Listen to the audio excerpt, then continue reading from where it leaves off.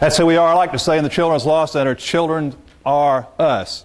But us includes you, because I, like Judge Byers and like Paige and like anybody else who's worked with children in South Carolina, know that it takes lots of us to help those children. And they're part of our community. We like to call them little people when I do forensic interviewing training, because first of all, you conceptualize them as a person, which they are, but they are little people and they have different competencies.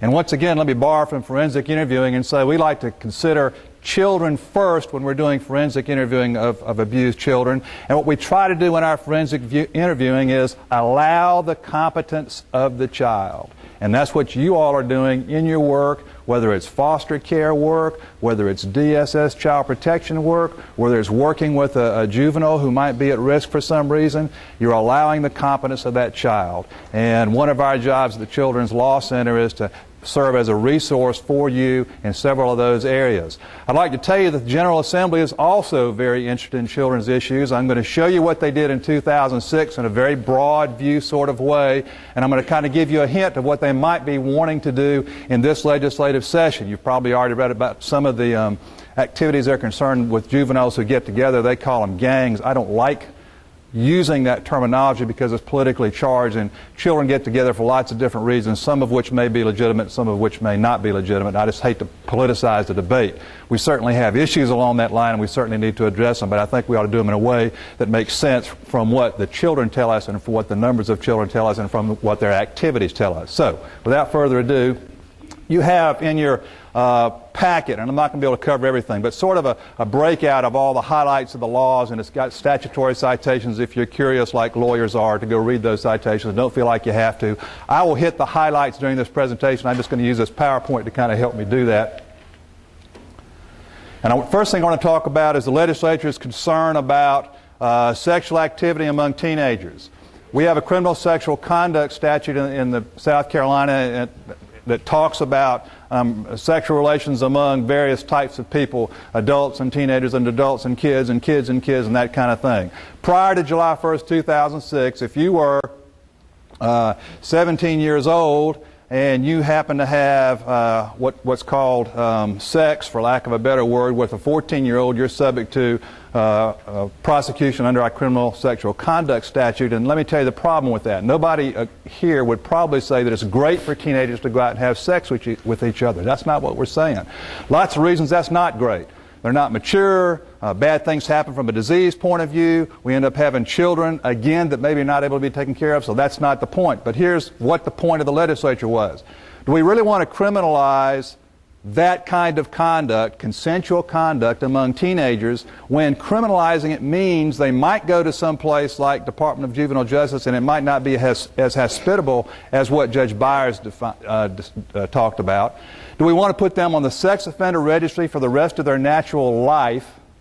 And do we want to allow them not to have the competence to be able to engage in professions that you and I can engage in because we don't have that kind of record? All because of something they did when they were 14, 15, or 16. That was the concern of the legislature. True enough, there's another argument to that, and that is, and the state newspaper had an editorial on this, if you're the General Assembly, don't you need to tell the kids of South Carolina that if you engage in this conduct, we're going to sanction it severely? And that's the argument for keeping teenage sex criminalized. The legislature took the position that no, for certain kinds of teenage sex, we're not going to criminalize it. And basically, if you have a person 18 years or less and they have consensual but illicit sex with somebody 14 years or older, that is not a criminal offense in South Carolina after July 1st, 2006. Peek into the 2006-2007 legislative session and look at 3 bills that are relooking that statute. None of those 3 bills change what I call the Romeo Clause, which is the statute I'm just talking about, the criminal sexual conduct second degree. None of those pre-files do that. What they do is they raise that lower level age of 16 up to 17 or 17 plus graduation from high school or some variation of that. So it doesn't look like the legislature is particularly concerned about recriminalizing that kind of conduct among teenagers. On the other hand, they're concerned that maybe by allowing an 18-year-old to have, quote, consensual, unquote, sex with a 14-year-old, they might have made a mistake. Think of the difference in maturity level of those two people. Think of the situations they can put themselves in, the power sorts of situations, and you can see the concern that exists, even though we can all agree that maybe sanctioning them with a sentence to DJJ for an indeterminate time and putting on the sex offender registry for life is not the appropriate sanction. Maybe there's something in between. That's the to be seen. As of right now, criminal sexual conduct second degree does not include person 18 having consensual but illicit sex with someone 14 or greater. A little trap for the unwary there. If you're a mandatory reporter, you got to report child abuse, child neglect. The legislature, General Assembly, did not change lewd acts with the child. So you have a teenager who's engaged in lewd acts, and I would ask you how you could have criminal sexual conduct without having lewd acts. That's a very good question, and I'll let you all think about it. But if you have lewd acts, that's still on the books as a criminal offense. Now, it's probably not going to be prosecuted by the solicitors because they're going to have a circuit court judge look down at them and say, wait a minute, Mr. Solicitor. The legislature said this kind of conduct among teenagers for criminal sexual conduct purposes is not criminal. How are we going to go back and let you prosecute it for lewd acts? And that might be the case for the purpose of a criminal prosecution, but what if you're a mandatory reporter? Is that lewd act statute still in the books? Yes. If you have a victim of a lewd act, is that still subject to mandatory reporting under the statute? Yes. And the answer is you need to report it. What DSS does with it when they get that report is going to be up to DSS. But be aware of that little glitch in the way the legislature crafted that statute and did not go back and look at some other statutes that should have been looked at probably at the same time.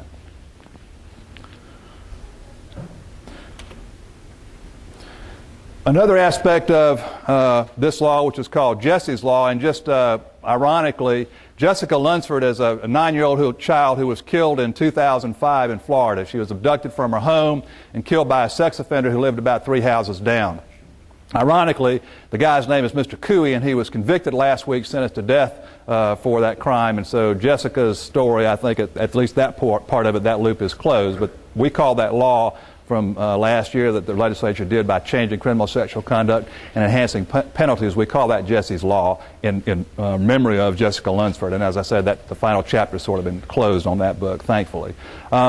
We enhance penalties. We enhance penalties, mandatory minimums for criminal sexual conduct, first degree, which is the most serious type, to a mandatory minimum of 25 years to life.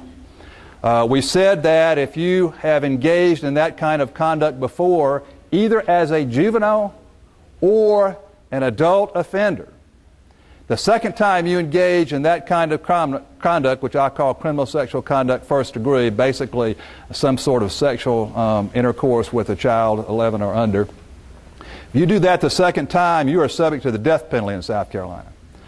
South Carolina joins 4 other states in that regard that are willing to punish by way of the death penalty for a second offense on a criminal sexual conduct type crime. For those of you who know a little bit about the law, you will know that in 1976, the Supreme Court of the United States, in a case called Inman v. Florida, said you cannot have the capital penalty for a crime which does not involve a victim who is killed. So there's a large constitutional issue about whether or not the death penalty piece of Jessica's law will remain there. Nonetheless, we are one of 5 states who have that particular provision for the second conviction. The importance there from a juvenile justice point of view is this. South Carolina statute is written so that if you have an adjudication of a juvenile for that kind of criminal sexual conduct, that juvenile adjudication counts as the first conviction, so that if thereafter the adult offends again in the same way, that's the second conviction, and so that warrants or could warrant the death penalty or a death penalty prosecution. A little bit of controversy about that because any of you know about representing juveniles from a point of view of lawyers in juvenile justice and pleading cases and bargaining cases and that kind of thing. You have to think about downstream consequences of allowing that juvenile now to plead to that kind of conduct because of what might happen in the juvenile's life should all the efforts that Judge Byers and his folks are making not be successful sometime down the road. So a real issue there. Nonetheless, that's us. first state probably to go back to the United States Supreme Court on that provision, the death penalty for a victim who is not killed, is going to be a case in Louisiana that's been really kicking around the Supreme Court since 1996. So probably will not be our case that goes up first. It'll be a Louisiana case. We'll see where we end up. But the the General Assembly was very serious about sanctioning this kind of conduct in the most severe way possible, and I think the statute speaks for itself on that. The child hearsay law, I've got to brag a little bit about the Children's Law Center, not for anything I had to do with, but for my predecessor, Charles Phipps, and Harry and his folks. They started in 2001 working on a child hearsay statute, basically that allows an out-of-court statement into court in a prosecution, for example, of child sexual abuse. Started in 2001, we went through 3 or 4 versions of that law, and finally in the last legislative session, as part of Jesse's law, we have now a child hearsay law. For those of you who work in the child protection side in family court, there has been for years a statute that allows out-of-court statements of children to come in. But that same statute has not applied to criminal prosecutions. And the big thing about that is this.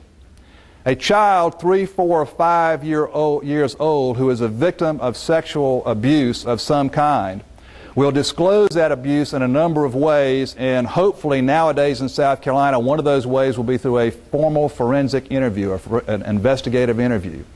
We now take that case to trial 2 years later where that 4-year-old is now 6 years old, or that 5-year-old is now 7 years old, and maybe the child's memory is dimmed, or maybe the child has been through some therapy, or maybe the child doesn't recall what she recalled before.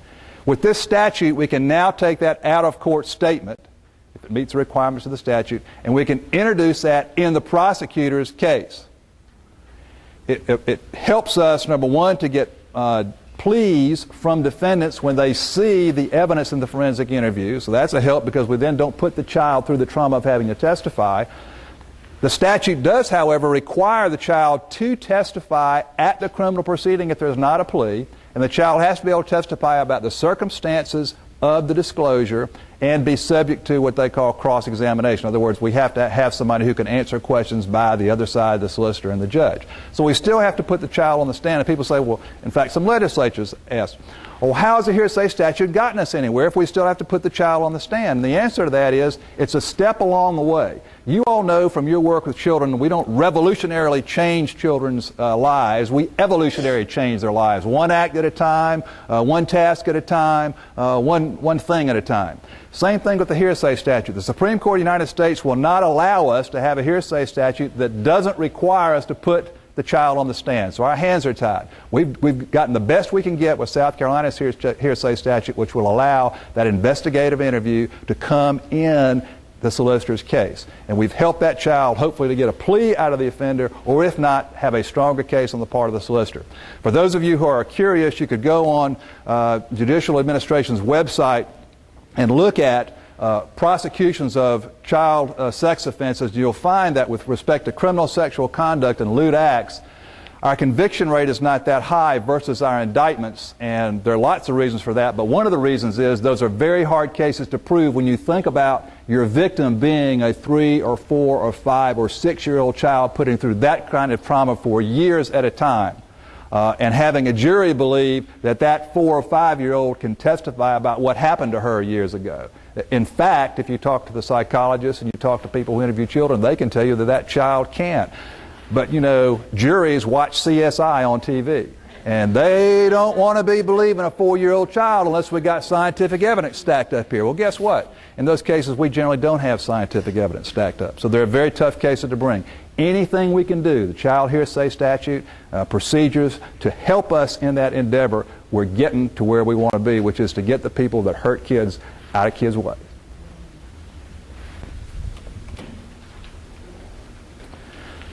Legislature is also very attuned to electronic monitoring. You know, when people serve their time completely or they're put on parole, they can now be, we call them bracelets. So the probation, pardon, and parole people call them bracelets. But you can basically put one of these bracelets on somebody and track them by satellite. Well, that has some real interesting uses for sex offenders. You know, in South Carolina, we have a sex offender registry where you put a person's name on the sex offender registry. You and I can now go to the SLED's website, put up our zip code and they'll tell us all the sex offenders living in our neighborhood. So we know that. But what are we getting? We're getting information that a sex offender provided to the sheriff when they first registered. If the sex offender moves, are we getting updated information? Not necessarily. Sex offender comes from in-state. Are they going to come register in South Carolina? Not necessarily. So what are we trying to do? We're trying to keep track of these people. One way we can do it is by expanded use of these monitors, satellite monitors. And the legislature said if you are convicted of criminal sexual conduct with a child first degree or lewd acts with a child, you're going to wear one of those bracelets for the rest of your life. Because that's as long as you're going to be on the sex offender registry, and that's what the General Assembly says is going to happen. So, and peeking again to the 2006-2007 section, they're actually looking at expanding people who have to wear the bracelet beyond those two types of crimes because they found that the sex offender registry isn't necessarily that effective in tracking these folks, whereas if you put the bracelet on them, that does track them. They've also increased the penalties for interfering with one of those bracelets. It's 10 years per offense, or for not doing what you're supposed to with the bracelet. And the legislature said it's 10 years per offense to run consecutively. So if you got 3 violations, you could spend 30 years in jail for that. What's the point? The point is to take that person that doesn't know enough to wear the bracelet and put them in a place where they're not going to hurt anybody, i.e. our detention facilities, confinement. Okay, that's the point about it. And the legislature is looking at expanding that, and that's a national trend. It's not just South Carolina, but the General Assembly is attuned to it. Legislature real concerned about methamphetamine in children.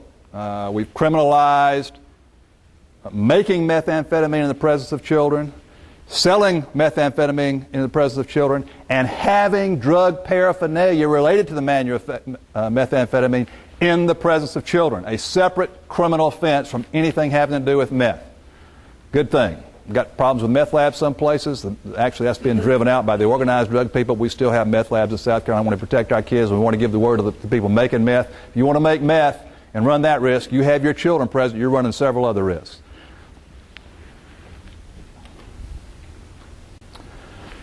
We don't generally prohibit where sex offenders can live in South Carolina with one exception. That is the exception you see. We're not going to let them live in the dormitories on public school campuses.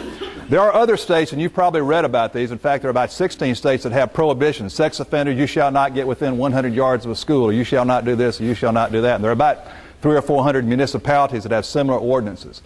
Those are subject to all kinds of challenge. I think the General Assembly's view is let's see what happens with the legal challenges to those. And for right now, the only specific location prohibition we have is the one you see there. Now, a judge can prohibit by court order or as part of a person's probation or parole that a person not go near certain places. But just by statute, you're looking at the one geographic restriction we have in South Carolina.